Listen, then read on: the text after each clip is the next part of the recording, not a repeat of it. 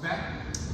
Another week of the Function Faction with my guest, Mr. Ken Johnson from the LA Sports Performance Care. Last week, we had an incredible conversation where I had to slow it down and cut it in half because there's so much to talk about when it comes to these weight loss drugs. We talked about Ozempic and GLP-1, but we weren't quite finished yet. Ken had so much more to talk about, and I want to just make sure that we get that clear before we talk about the other stuff that's certainly out there, man. So, hit us with that. Ozempic, GLP-1. So I just wanted to clear things up, okay? The GLP-1s, their original use for this was for individuals that had an eating disorder that allowed them to become obese, okay?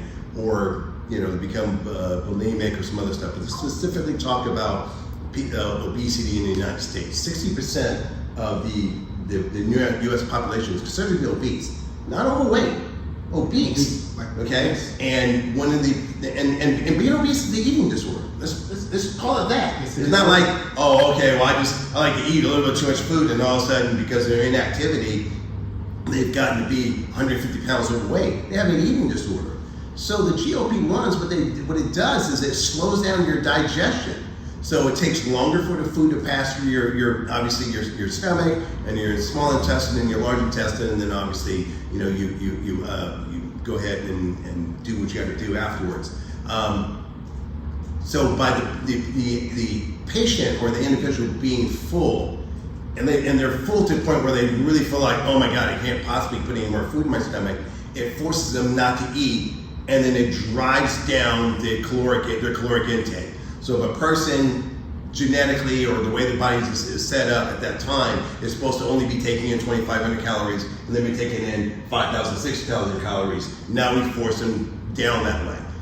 Here's the problem with that. It works. They're going to start to lose weight because they can't simply go ahead and eat anymore. But with that rapid weight loss, the skin, which is already overstretched, can't contract. And I actually saw a gentleman in the gym yesterday who, and this the only thing it could possibly be, was he was significantly overweight, and he had his shirt off, and you could see the skin draping off of him. He's going to have surgery to go ahead and have that tightened up because he simply lost the weight so fast. And there's only one way you can lose weight unless you just have the discipline to go ahead and say, I'm not going to eat. He most likely had some assistance, and he dropped probably 100 pounds very rapidly. Okay, so that's one of the things I want everyone to go ahead and kind of understand. That's what it's for. Athletes and celebrities, they're doing it because they want to look good in front of the camera. And we talked about this before, okay? So they're taking things way on the other side with this, where they're saying it's okay to actually look unhealthy with this, okay? So, and like I said before, last time I was here, we dived back in the history of this, with the unhealthy lifestyle of modeling and girls, specifically girls not being able to live to that. That's where the whole body positivity movement came from, okay? And then I'm not going to redo everything we talked about, but one of the things we have to go ahead and consider with this is all of the negative things as far as image that's going to go ahead and come out with this, where now people are going to think it's okay to be unhealthy and skinny with this, okay? So I just want to go ahead and touch on that and make sure everybody understands. Those are some of the dangers we have. It wasn't meant for someone like me or CJ saying, we're going to go ahead and drop 10, 15 pounds. We're going to go ahead and just starve it off, okay? Here's the funny thing. You're going to hear it here first. I may have mentioned this last time, okay? People are going to start using this for cutting weight for combative sports and for wrestling. Yes, we briefly touched upon this. Yes. And I said, you know what? I see it coming because I feel like in their mind it's much healthier than just cutting the weight, sitting in the sauna and just dying, right? Just suppress my appetite. Absolutely. But you're doing yourself a disservice that way too. Absolutely. Well, of course you are. But the reason why it's going to probably be at least in the beginning not talked about as much is because in combatives, whether it's wrestling or whether it's mixed martial arts or whether it's boxing, a lot of them are already depleted. So they're thinking, oh, we're already doing that. But that's going to become a thing. And we just looked it up before we went live. It hadn't been by the NCAA, professional sports or IOC. Don't be surprised GLP-1s become a banned substance because it's a PED, is a way you actually cut weight. So I just wanted to go ahead and touch on that. And again, I want to keep certain people's names out of my mouth. The celebrities that are doing this, that everybody's oohing and on over, they're getting kickbacks over this. Okay, they're getting kickbacks over this. And they have a whole team to make sure that they are getting the appropriate nutrients and things of that nature. I had 2 patients come in last week, or actually one a couple of weeks ago and one last week, and they're both on GLP-1s and they're sick. Okay? And so, why are they sick? Because they can't get any proper nutrients. They're full all the time. So unless they're actually taking some sort of vitamins or taking some sort of supplementation, they're taking some and getting some intravenous support, they're depleted. And their immune system is crashing because of it. So you can see that as well. A lot of people on these GLP-1s, all of a sudden, I look great, but a lot of them are going to be really, really sick. Or start to go ahead and get sick because they can't resist anything.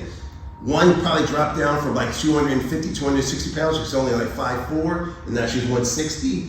And the other one was already really, really tiny. And now because that whole I want to look good in camera and on stage or whatever the case may be, she's taking it. So she was already deficient in a lot of stuff, and now she's been dealing with a sinus infection for 2.5 months they can't get rid of.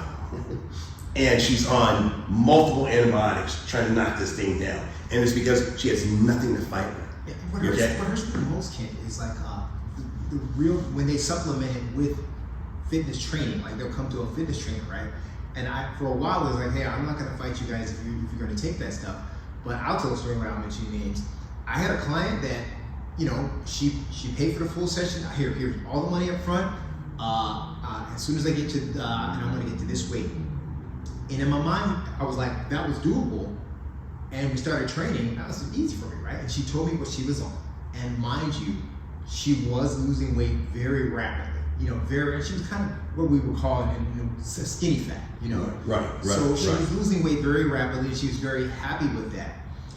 We had about 1 month to go on our agreement. She got on the scale, got the weight she wanted, and literally told me, I'm done. And I'm like, what do you mean? Mm-hmm. I got to the weight that I feel emotionally satisfied for, and I'm done. I'm like, no, keep your money, CJ. You're gonna. I'm like, no. I'm like, no, you're not done. Right. We got to build you up. We got to, Right. But that's just the artist, our artistry. We want our clients to keep coming so they get better, right? Yes. And then just gave me a little snicker and just laughed. And I'm like, well, dang. I'm curious, King. I'm curious, and again, I never want to mention names, but they probably know who they are. I'm curious as to how you're doing now, because if you need to come to me for that spark of physicality and you telling me you're not doing anything and just taking yourself, I'm curious as to how life is now with that. That's just my curiosity, And where all this started for me, and then running into Ken with all of his knowledge of, about this stuff is, I went to a biohacking event, and a friend of mine invited me, and she's all into health and this and that, and I love the fact that she's exploring, so I was curious too. Right. So let me go down to this biohacking convention. And I went in, and I want to say, for me, 60% of it was just shamo, infomercial, 2 a.m. stuff, right? High class, And some stuff I felt was legitimate. But the most interesting part for me, where I want to get into, is I ran into a booth where a gentleman tried to give me some BPS tabs. And they were the little, hey CJ, hey, you gotta try this, So he gave me this pack of BPC1 or whatever tabs, and one was for sleep, one was for workout, one was for sex, and one was for, and the whole sell was, hey, you take it for all these activities, and man, your cells are gonna regenerate. And it had all the buzzwords, real or not. But I was like, okay. So hey, just take it and see for about 5 minutes. So literally, it's biohacking convention. So how do you feel? I don't know. I'm already healthy, Right. And then I started doing a little digging, like on the pros and cons, and I'm like, what the hell are we doing here? What are your thoughts on that? So my thoughts are on that is this, okay, and that leads to something else. So there's no substitute for proper nutrition, and a healthy lifestyle and working out. Okay, and if you're severely and significantly deficient in those areas, the first thing you have to do is go ahead and clean that up. Okay, so I'm trying to find an analogy. It's like, I got it. It's like I haven't taken a shower in 72 hours, so I'm gonna spray some cologne on. Okay, that's what that's like. That's it. Okay, I am still dirty. I still stink. Okay, it's a mess. Okay, we have to clean that up first. Okay, and all of this stuff, if used improperly, it's just a lazy person's way of trying to go ahead and get there. They don't want to go ahead and eat right. They don't want to restrict their monitor their alcohol intake. And obviously any sort of drugs and stuff like that. They don't want to work out. They don't want to do their cardio. They don't want to eat right. They don't want to maintain their flexibility. They don't want to do any of that stuff. And that's why we're talking about the GLP-1s is a pill now. Okay, and then diving into when we start talking about the peptides, it's the same thing. I can just inject it and I'm all done now, and that's what everybody wants. They don't want to do the hard work. It's like, okay, what you're selling me is like, it's going to take a year to get there. Yeah. I'm reading from UB Health because we're not just two guys from the fitness world just spouting out our opinions. Right. BPC 157. Yes.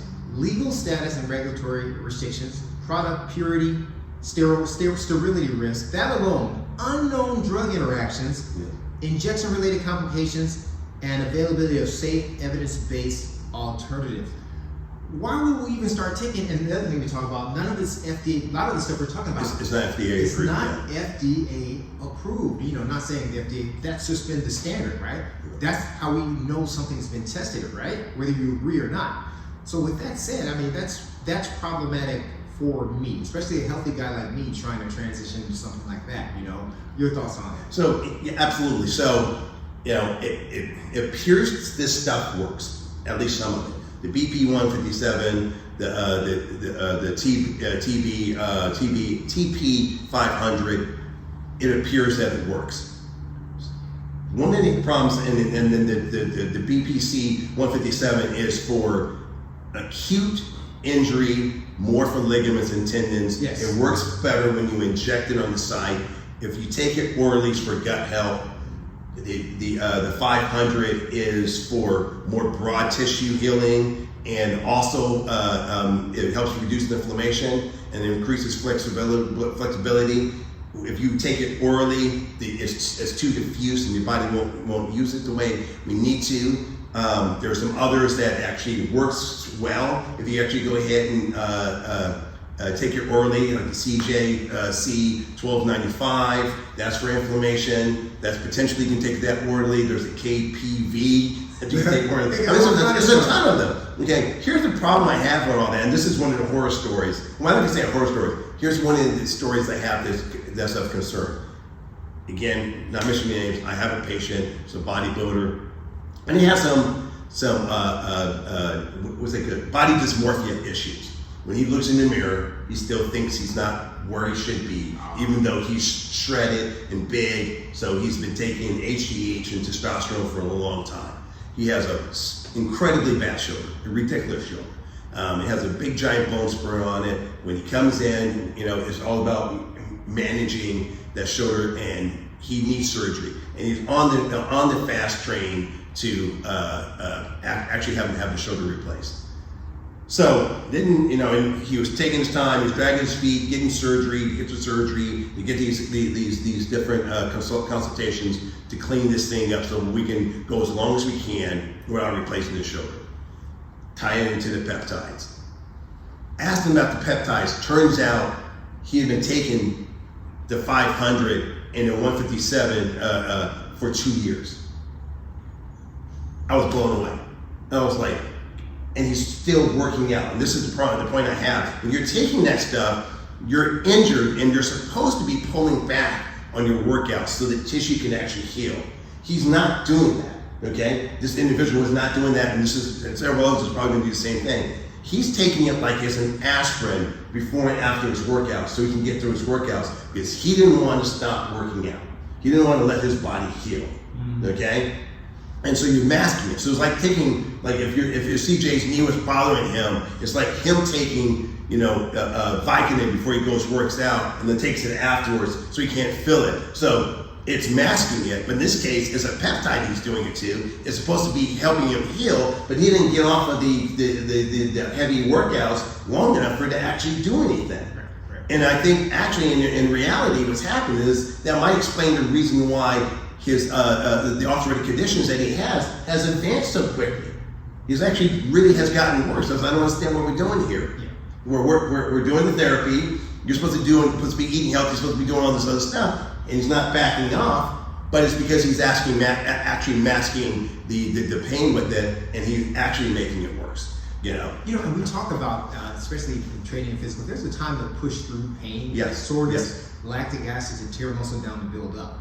But trying to mask during an injury is absolutely insane. Absolutely. And when he has nothing on the line. That's the other thing. There's nothing on the line. He's not getting paid for anything. You're not getting paid for it. That's it. That's crazy. Yes. It'll be totally different. It's like, okay, John, we're in the playoffs, you know what I'm saying? We need to hold you together. We're not going to win without you. We got 2 more games left. Can you hang on? And they're doing the things they're doing. He's getting paid a big paycheck, and he's rolling the dice. He's not going to do anything permanent, or she's not going to do anything permanent. That's not the case. This is a guy who's 50 years old and wants to look good in the mirror, that's addicted to that lifestyle, that won't back off for long enough to go ahead and heal his body. And that's where we go ahead and start to come back into some of the older stuff, HDH, Winstrol V, which is actually a cutter, Cessanol 250, testosterone, those guys are back in the day, those guys were getting strong, but what were they susceptible to? They're susceptible to joint injury because it strengthened the muscle but didn't strengthen the connective tissue. Now you have stuff that actually can heal the connective tissue, but you still have to go ahead and let the tissue heal and rest, and you have to pull back, and now it turns out they're not doing it. They're shooting it out. And I guarantee you're going to start to see that, and this is one patient as an example, we're going to start to see these individuals start to really blow stuff out. And when I mean blow things out, I'm talking about ruptured ligaments, ruptured tendons, actually have catastrophic joint injuries because they're using it to actually mask it, as opposed to still going through the process of saying, like, hey, you're out for 6 weeks. We're going to give you this, give you BP 157. We're going to inject it in your knee, but you're not doing any knee stuff unless it's just rehab at a very acceptable level, okay? And it turns out that's not what they're doing. So they're also talking about how the same positive effects that these peptides have on your regenerative cells, the same positive, which is negative effect, can be done on the cancer cells. Absolutely. Because yes, so CJC 1295, what it does is it, like the HGH is synthetic, well they're all synthetic, but it's a synthetic human growth hormone. The CJC 1295 is not that, but what it does do, it encourages your body to, on its own, produce more growth hormones. And if you already have cancer cells in your body and they're dormant, or if you're going through something, you're taking this, you'll cause the cancer cells to go ahead and grow. And a lot of these people are going to places now that are like biohacking, and they're not doctors, and they're just getting this stuff, and they're trying to go ahead and shoot this stuff up. So we're gonna have to start seeing some people get sick. Yeah, there's no process or diagnosis from your primary care doctor that says that you have this. Like some people have sickle cell trait because their doctor told them. So you go, you're going with your homegirl for this to this biohacking event, you get all this stuff, but they don't know your history. Absolutely. And they claim to do all this blood work, but there's still a lot of these people still aren't doctors. There's still a difference between doctors and scientists, and they all, if they're not talking to each other, this stuff can be catastrophic for you. We talked about getting pancreatitis from some of this stuff. Right. And we don't. And I didn't want to. And when I thought about it last week, we did a lot of talking, but we wanted to make sure that we were definitely like going in our books and everything. We're checking right now. We're telling you right from a medical perspective of some of the damage. So it seems like this stuff is only, if I'm not mistaken, all of these are meant to be used temporarily. Yes, absolutely. They're meant to be used temporarily, and they're meant to be used with the supervision of a doctor. And doctors cost. And right now it's a specialist biohacking. So also, again, one of those little trigger terms, they go ahead and get you involved. And it costs. The doctor said, okay, well, normally a visit would cost me, if you had with a doctor, if you pay cash, it'd be $150. It's $500. $500, and because this stuff is a premium, I'm going to charge you X to go ahead and get it. So individuals are going to try to find ways to go ahead and cut the cost. And how they cut the cost is, I'm going to go see a doctor. I'm going to go ahead and see somebody that has read a couple things, and somehow has access to this. And we're going to go ahead and actually start giving you these peptides. And they haven't considered everything, and you do need to have your blood work done. And that is important, and that's the thing, we haven't talked about that. Blood work is important. You can read into blood work too much, but and then take it to the extreme, but blood work is important. We need to know what your baseline is. Where are you at? So do you really, and then that'll help you determine which one of these peptides do you actually go ahead and need. What are some of these things you actually truly need? And then guess what? You have to follow up on it. It can't be like, all right, we got him a CJ on a certain program. I'll see you in a year. That's not going to work. He's going to come back and get blood work in a couple of weeks. Where is he at? Okay, that looks good. Come back in another couple of weeks. Oh, okay. Looks like things are starting to shift a little bit. You don't need this one. You need that one. Or we can go ahead and reduce the doses on some of this stuff. And I guarantee you, none of us, 90% of the diverse population doesn't have time to follow up with a doctor as much as we're talking about. We don't even have the money to follow up Absolutely. with a doctor for that. The vanity, now that we're talking about when it comes to men. I think we've talked about the women in Hollywood, Yes. But when it comes to the men, and I'll give you a story. Cops will try anything. In the 80s and 90s, it was steroids, right? Right. And no, 80s, it was steroids. 90s, late 90s, 2000s, it was the creatine phase. I mean, we talk about the loading phase and everything. Now they don't do the loading anymore, right? And now it's HGH and TRT, right? And there was this guy in my unit, great guy. He was already in great shape, former pro athlete, he would look strong. By himself, he looked strong. Out of nowhere, within about a month, noticed a drastic change in his body composition. He's in his mid-40s, and he looked like he was ready for a bodybuilding show. And everybody's like, he never said anything. Like, what's going on? What is this guy doing? And I know, because I've been in the business for a while. Yeah. I know, right? I'm CJ Natural. But for a second, I get the vanity, because for a second, this 50-year-old male looked at this guy and said, maybe I should, Yes.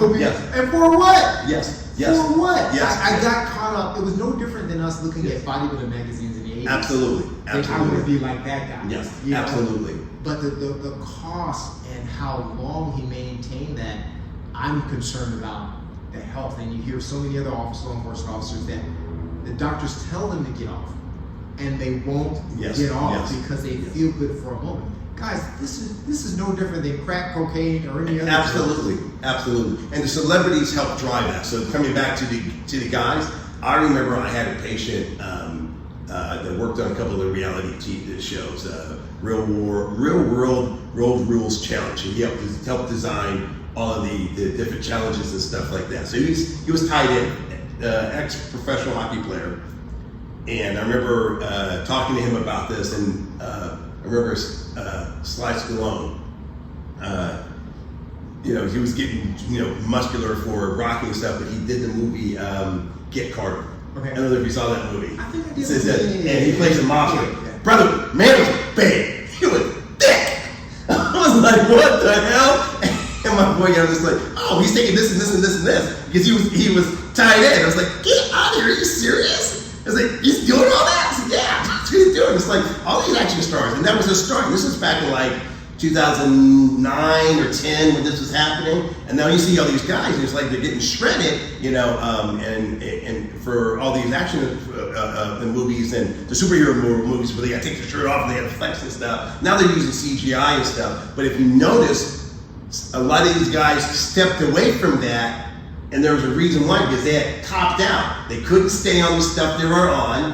And remember, what does this stuff do if it's not used properly? Whether it's HGH, testosterone, or the peptides, your joints and the connective tissue start to fail.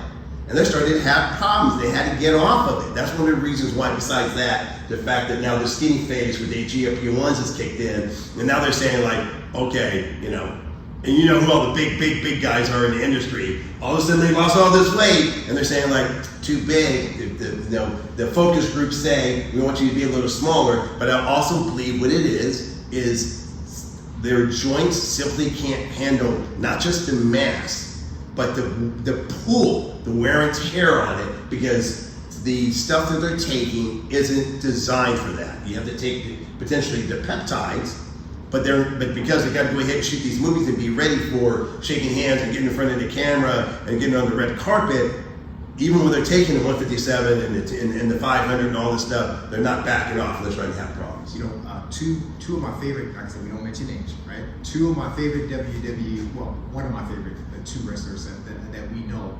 One has played in Marvel films, and one is WWE World Champion. You know, and you look at him now, and you're talking about a fad. And as soon as you said it was like a fad, I started just looking at entertainment shows, Entertainment Tonight shows like that, and I'm like, yeah. It's like, I mean, the face is sunken in, and they project. It's calm, but it's a what's the word I'm looking for? Gaunt, viscerated, weak. Yes. Walk, and they try to make it look cool, but it's not. These guys look horrible, and absolutely. And in time, their skin is just like tattered and leathery looking. And I'm like, is that what we want? So how do we, in this industry, how do we promote more of a natural way? How can I get people to say, hey, CJ and Ken's body is okay because it's going to take them the rest of their lives? I got in my mindset, this is me, that I know I'm not going to look like a stud forever. At this age, I'm just happy to move. If I wake up in the morning and I still have a six-pack, great. But if I don't, it's not like in my 20s where I would cry. Like, Absolutely. Your thoughts on it? No, I do. I did a video on my birthday. Turned 62 on the 24th of April. 62, yeah. And I remember it was like 2 days before I turned 62. I was sitting down, and I don't know if I talked about this. I was doing chest, and then all of a sudden just had this epiphany. I was like, oh shit. I retired from competitive powerlifting at a high level where I made the U.S. team as an alternate at 31 due to injuries. My body couldn't handle it anymore. It's just the load. I was drug free, and it just couldn't handle it anymore. And I realized I had doubled up. And it's like, dude, that is really another version of you. And I can't even imagine leading to what CJ's saying. Couldn't even imagine. My max squat in the gym was 865, and competition was 788. Bench was 460, deadlifts 800. But the biggest thing was the squat. I mean, I was known for my deadlifts, but my mind was thinking, there's no way. I don't care what you give me, what you do. Could I get underneath the squat rack and put 865 on my back? Dude. And it's like, it's over.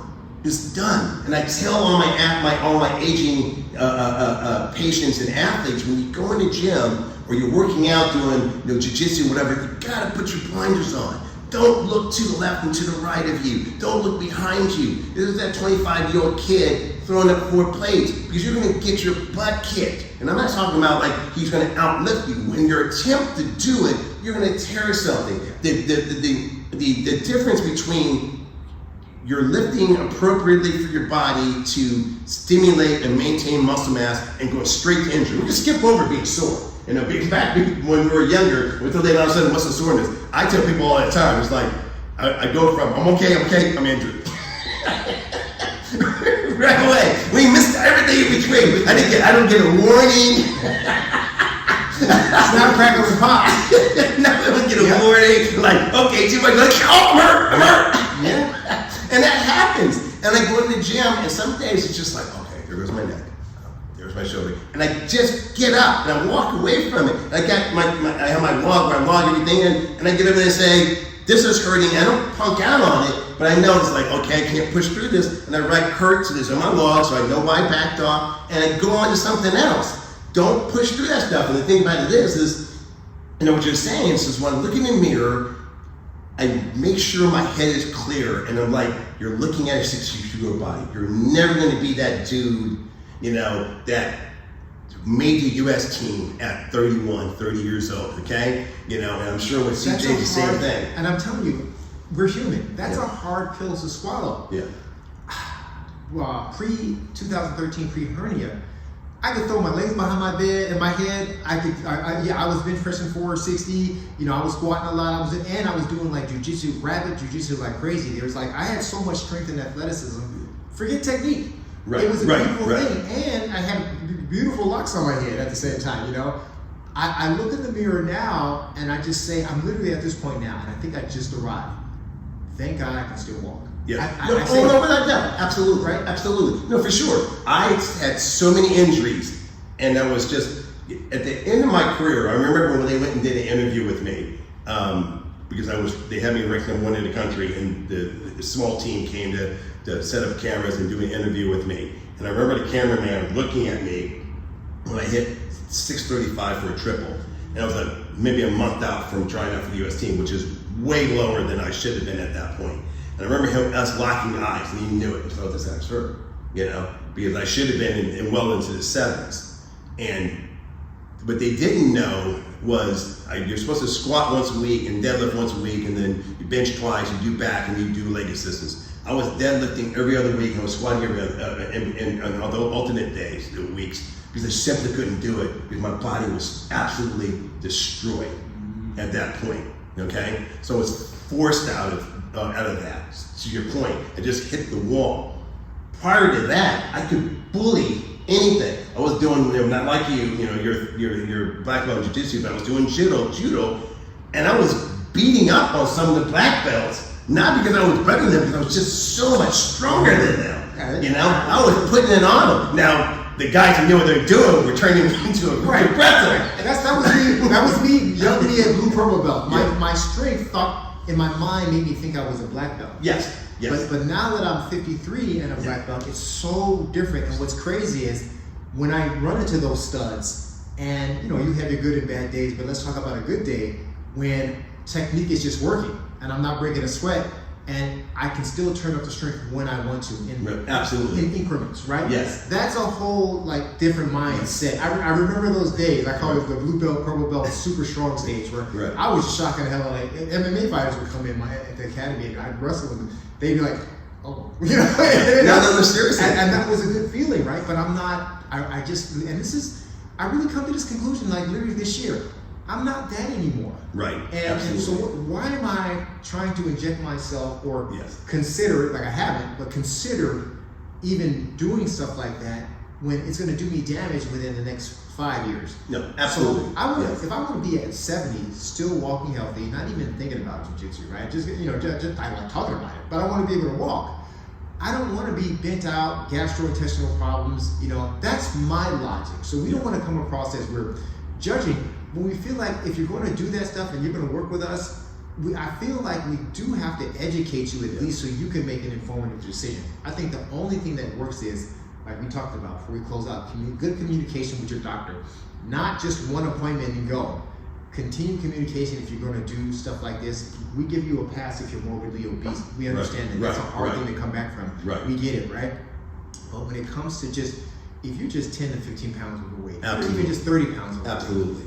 Why not just try a little work? And that goes for all of that. If you're only 10, 15 pounds overweight, then or 30 pounds overweight, just good work. Okay, you haven't suffered a catastrophic injury. Yes.